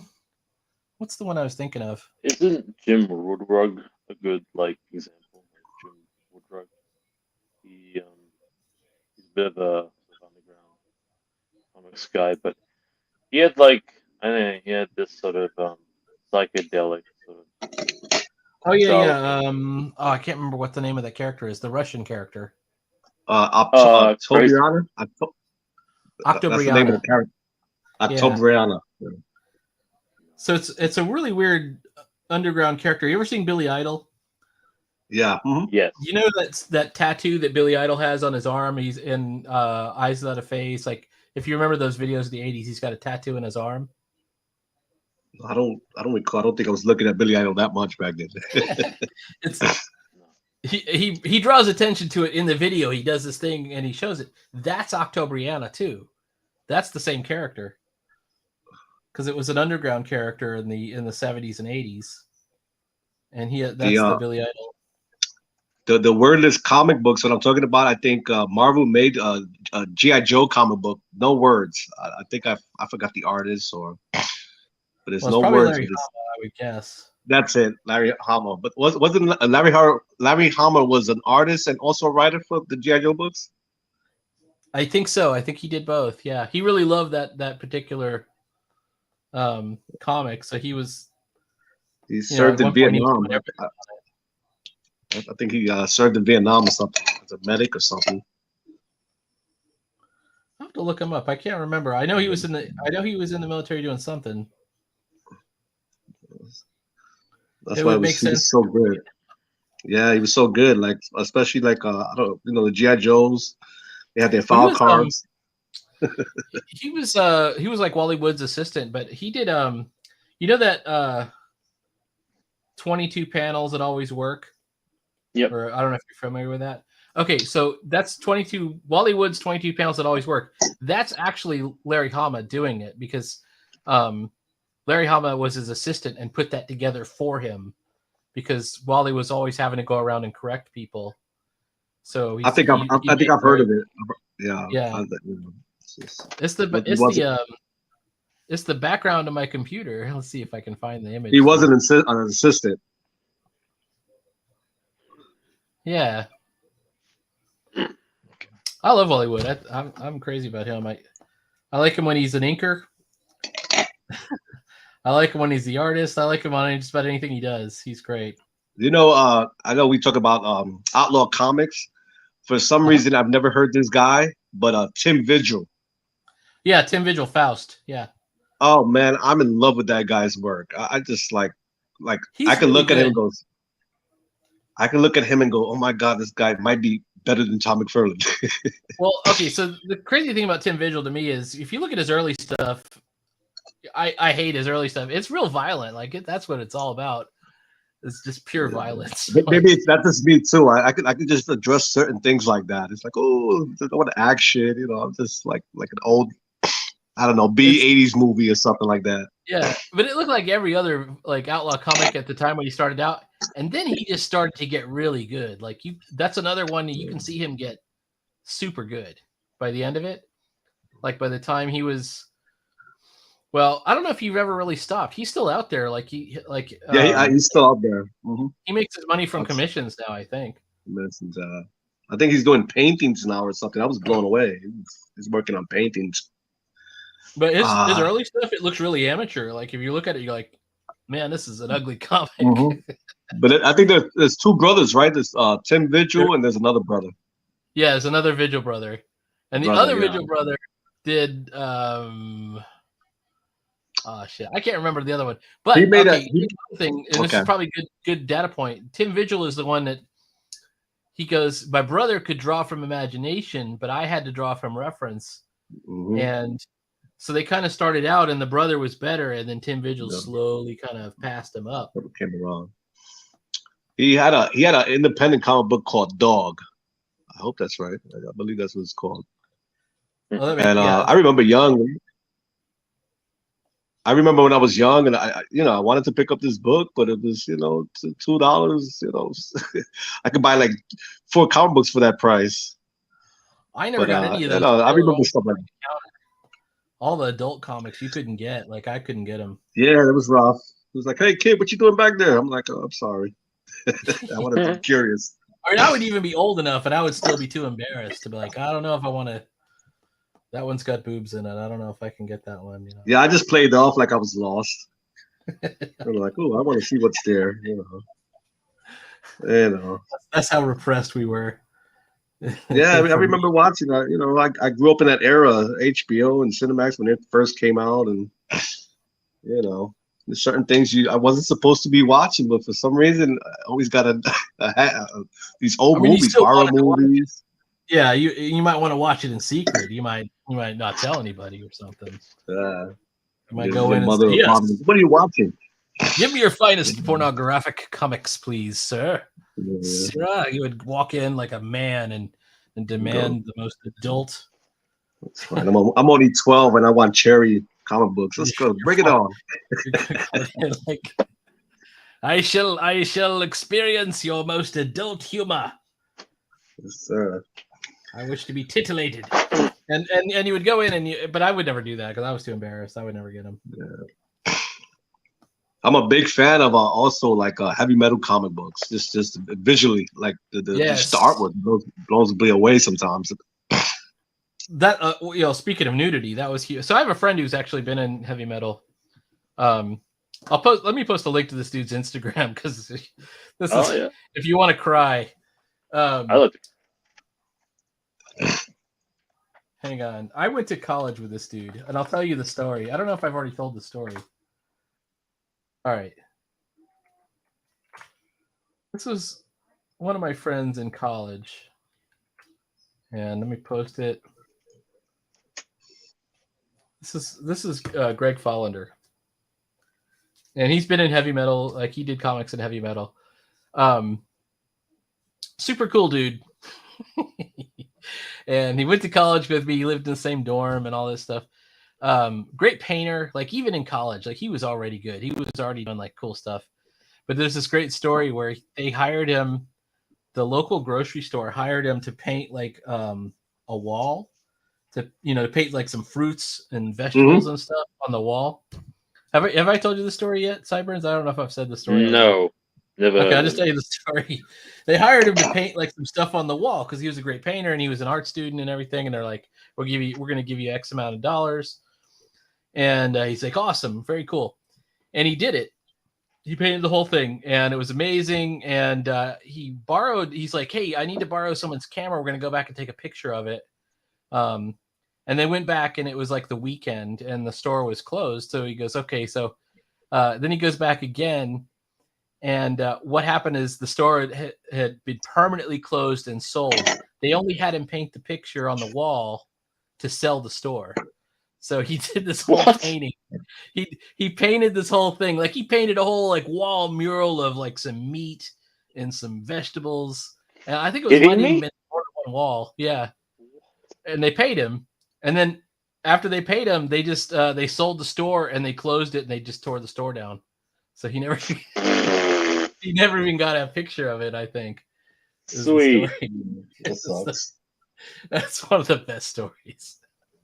But like, all right, let me bring up this dude's Instagram for a second just to show you. This guy is incredible. And he went to Texas Tech with me. I'm gonna just real briefly show. Great achiever. Let's see, StreamYard. Where am I? Present. Share screen. All right, I hope I don't get in trouble for this. This guy is a legit fine artist. Look at this dude's art. Like, he's incredible. He's too good. Like, this guy is so good. Yeah. And he teaches art right now. This is him in the middle right here. Yeah, he teaches at Museo del Prado, and he taught. I'll see if I can find some of his heavy metal stuff. He did this thing in heavy metal about a boxer that was really cool. But doggone, he's good, and he was good in college, and this is years later. That's unbelievable. He's just gotten better and better and better. Like, amazing. Just gesture drawing, figure drawing. And a lot of these are like 5-minute sketches. Like, if you click on one of these, you can go quick 15-minute sketch. Like, every one of these is like I can pick any one of these. I go, okay, let's pick this one. 5 minutes. Yeah. 15 minutes. Yeah. Come on. Life isn't fair, right? And no, look, there's Sailor Moon. Anyways, let me stop sharing. Nice guy too. Oh, He doesn't really remember me though. I mean, we're friends on Instagram, but I mean, I'm like, hey, you remember me? And I had to like remind him what my real name was and stuff. But we used to all like hang out in his dorm room and draw comics all the time. We were in some of the same gaming campaigns. I don't know. A strange time. College was a strange time. But it kind of shows you how good it can get. Like, if you keep at it, like I don't know. I'm not going to live long enough to get that good. Like that, and I don't really want to look like that art. I mean, but dang, he's too good.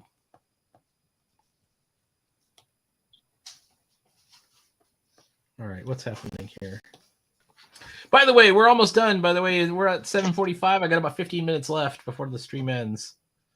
Oh yeah, it was fun, guys. It was a lot of fun. Let me. I believe so. This is my preferred configuration where everybody's work is blown up and showcased so that. Oh, you had the other one that was 3. Yeah, I'm fine. Yeah, with there's like this one. Well, not that one. Whoops. This one, right here. The group layout. I don't know. I like this one. I like this one right here. The Power Rangers. I can see my work more. I'm watching it live. Yeah. Power Rangers. Yeah, like you can imagine, like the Power Ranger, like each one, like I'd be the Green Ranger. No. We all form the Voltron or whatever. Voltron, right? Hey, Voltron. there we go. That's what I love right there. Voltron. Voltron. I owned a Voltron action figure. I owned all the like all the lions that make the actual Voltron itself. The die-cast one? I'm not sure. They were toys. They were actually like toys you can assemble together to make the Voltron, all the lions. You could do it. And they had a little sword. I gave it away though. I was very young at the time. What I used to love about Voltron is that every episode, I don't know if I should say, every episode was kind of the same. No matter who he was facing, there would be a number of things that happened, and at the end, they would form the Voltron, and then the sword comes out, and it's over. That's once the sword's out. Over for the bad guys. He was messing with those road beasts. There was like a witch character on there. I vaguely recall. Hagar. That's the character's name, Hagar. That was what her name was. I remember. So and when I was in high school, the sort of miscreant dudes that I would occasionally hang out with would go to this dude named Larry's house, and they would play Voltron VCR tapes, but they would turn the sound off, and then they would put on some other music, and they would say, we're making videos. Like that was their version of a custom video, was to put on Voltron with some other music from the stereo. But I think they were mostly probably doing something. illegal at the time. Yeah, I think I seen it was a while back when on YouTube where they were watching Thundercats. You know, the person is making the video, but then I guess they would shut off the audio, and they would put their own voices, and it was, I don't know, it was a little silly. They would like voice the characters, but you know, bad language. Yeah, It was that's just like- where I'm the Juggernaut, bitch. Remember that? Remember that meme? Yeah. That's where it was from. Like that Yeah, it's era, ter- like you would put on X-Men or something, and you would redo the voice. That was I got you terrible, now. man. What it was? There was some. Oh, there were some really funny GI Joe ones like that. In fact, I think Super 7, which you should know from Action Figure Land, Yes, sir. Mhm. they even did one of the meme characters. No, it was it. Oh, I think it's the thing about sandwiches, peanut butter sandwiches, but or something like that. But it's from GI Joe. But somebody Yeah, did yeah. like this meme, like voice track where they're talking about peanut butter sandwiches or something. Probably gun ho or something. Gung ho. Yeah, it's probably like gung ho. Yeah. Like, I got to get me some peanut butter sandwiches. It was always something stupid like that. I liked it. I don't know. Roadblock was always rhyming or something. It was like, eat your eggs before I break your legs. It was something like that. It was cool, you know. The perfect thing. The perfect thing. Anyway. I still remember like the GI Joe, like the movie, the anime movie. And he would, Yeah. I guess it was pretty cool, you know. I don't know if I should even give you all the details. So I am somewhat acquainted. I guess I'm not really anymore with Flint Dilley. I met him at a conference, and Flint Dilley was the guy who he produced that movie. So the animated Really? Transformers movie. But he also he was really involved in Dungeons and Dragons, and I was involved in Dungeons and Dragons. And but he's like in everything. He's okay, so the Dilley family is the family that owns Buck Rogers, right? So like so you know, he was trying to put out Buck Rogers comics, but you know, he doesn't draw or anything like that, but he was licensing it out. And then he was involved with TSR. His sister owned TSR, Lorraine Williams, for a while. Wow. And then and I didn't know this about him at the time at all. But he produced that Transformers movie. This is just in 2009, so this is like that was all in the past for him. And then he also was like involved with Fievel Goes West and the Dungeons and Dragons cartoon. That was, if you remember that old cartoon. Oh yeah. Yeah, and then video games. Yeah, like so I knew him. I knew him from some other like simulation games and stuff like that. One of them was the Iraq Air War or something like that game. Him and John Zerplatten. And I kind of one of the only reasons I kind of regret quitting Facebook in 2014 is I lost contact with him. I used to talk to him because I met him at that conference, and he's a pretty cool guy. No, I knew him past 2014. I had to. No, it must have been 2014.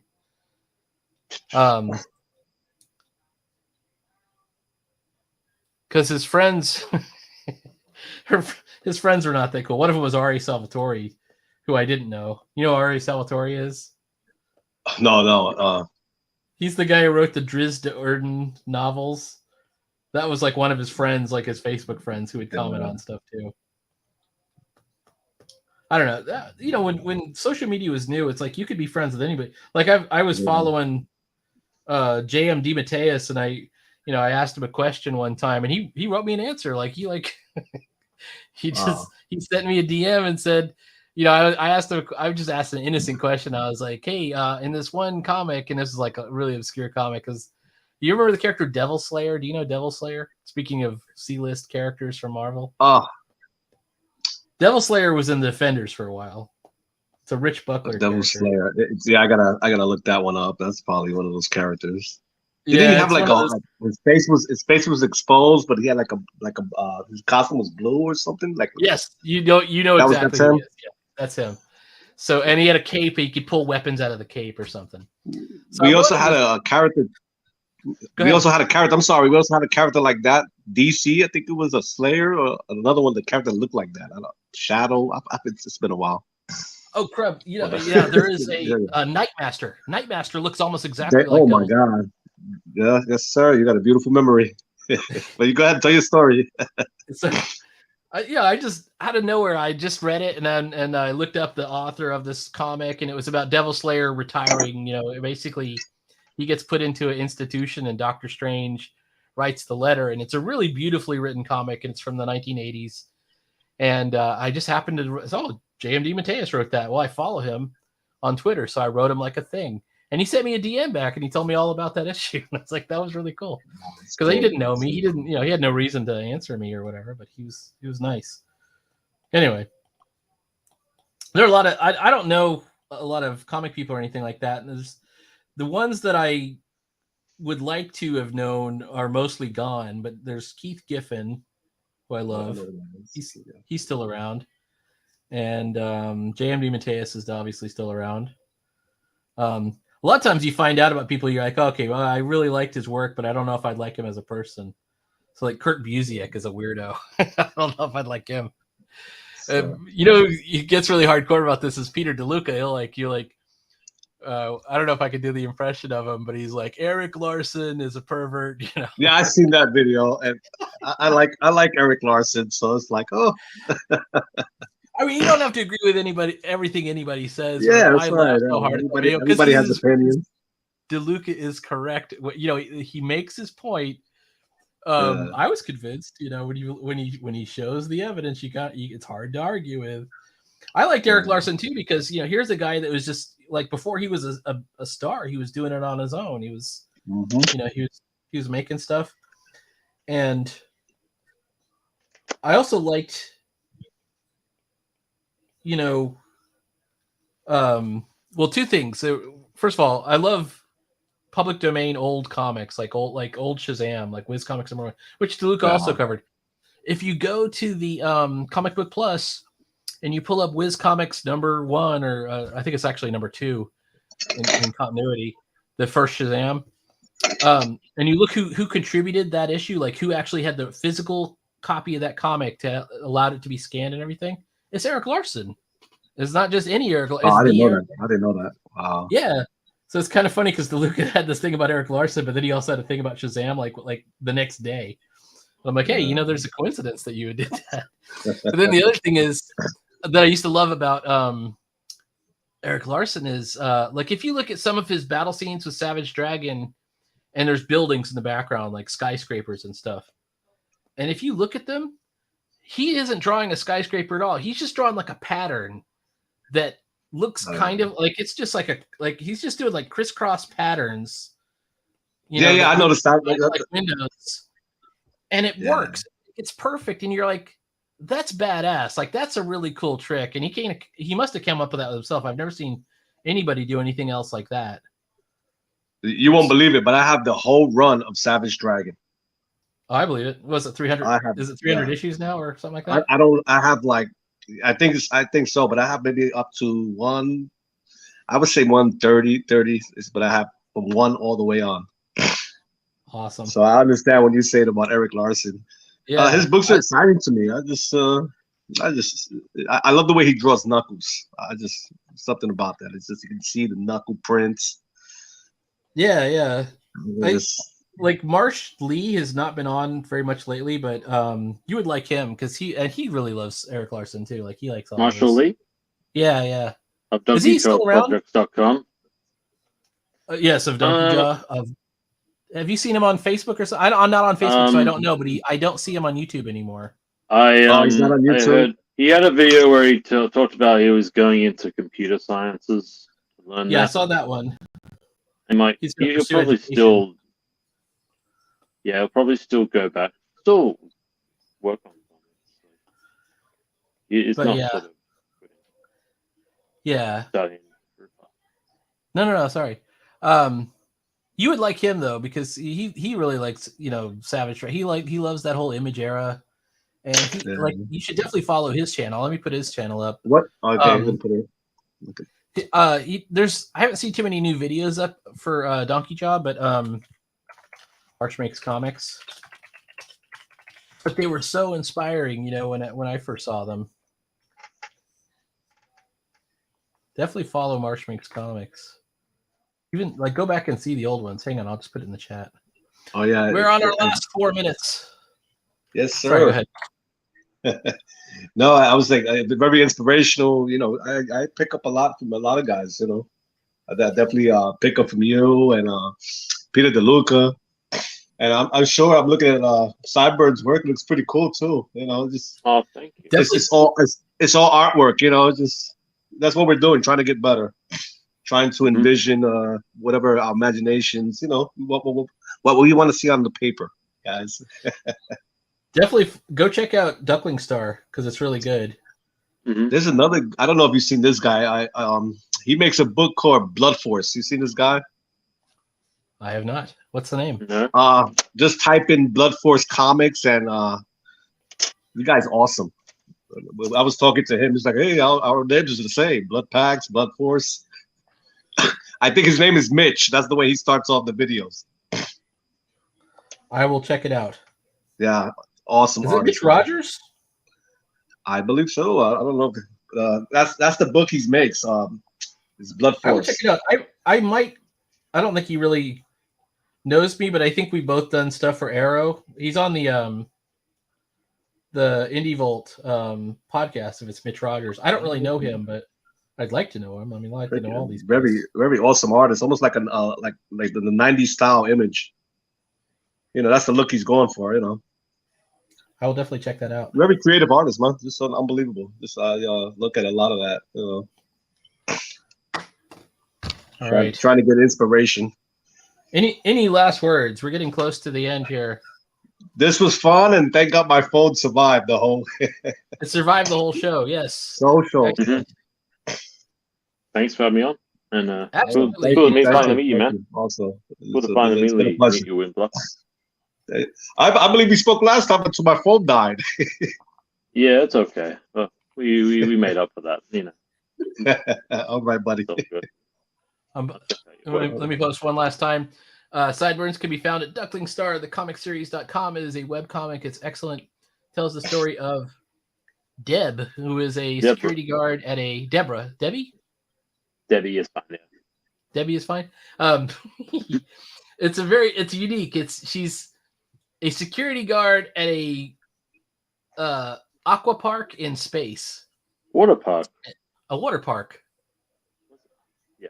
Well, is that what you would call it? I said aqua park. Yes. But Yes. yeah. It's very cool. There. It's kind of a mashup. Go ahead. No, I was yeah, you can. You go ahead. Very cool. Oh, I was gonna say, well, from what I've read it, and my impression of it is it kind of mashes up anime and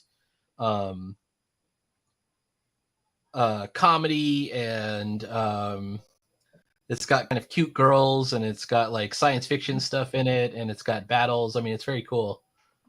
Anyways. Thank you. And then definitely check out also Windblock Customs. Boom. Those custom action figures and Blood Pack. Blood Packs, yes. Yeah, Blood Pack. And I only know a few of the characters, but they're awesome. You can see he's in the middle panel here. So very cool 90s style stuff, and hopefully we'll see it at some point get printed. If not, some form of. I'm trying my best. I'm gonna get out there. Oh, yeah. I'm looking forward to it. I appreciate it. Thank you. And then I'm coming out with something called Book of Ruin, which is kind of a funny animal comic, but also sort of a fantasy adventure. You can see it looks like this. And well, actually, I'll real quick. I'll zip through it. So, it's in the tradition of sort of Disney comics. It's kind of got realistic backgrounds and animal characters, and inspired by Narnia and like the Disney Robin Hood, maybe, or Bedknobs and Broomsticks. All right, thanks so much. It's been awesome. Thanks so much for being on. All right. And I will see you later. I'm looking for my closer video. There it is right there.